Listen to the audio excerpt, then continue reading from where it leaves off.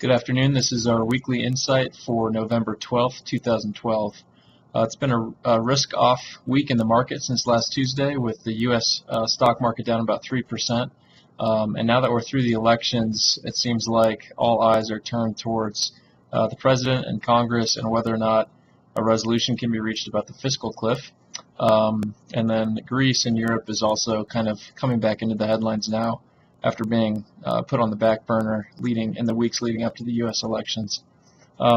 We think between now and the end of the year, it's going to be important to watch any developments that are occurring in Congress in regards to what might change with the fiscal cliff. All the pending tax changes at the end of the year might have implications as to whether or not you might want to consider doing something like a Roth conversion, or how you want to treat capital gains, realized or unrealized, in terms of maybe trying to lump some of that stuff into 2012 before the tax hikes happen for 2013. So we're actually going to be sending out an email on that with more details, so you can be looking for that. This week, Elliot takes a look at a related topic, and he takes a look at the growth rate in debt and central bank balance sheets over the past 10 years and how they compare to the growth rates in population and GDP growth.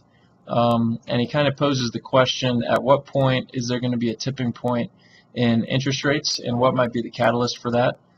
Because right now, the debt and deficit levels in the U.S. Would seem to imply that the U.S. is not on the right path, yet U.S. Treasuries continue to be the safe haven of choice, and interest rate levels and yields are at historically low levels. So that's somewhat of a dichotomy that is going to need to be resolved at some point in the future.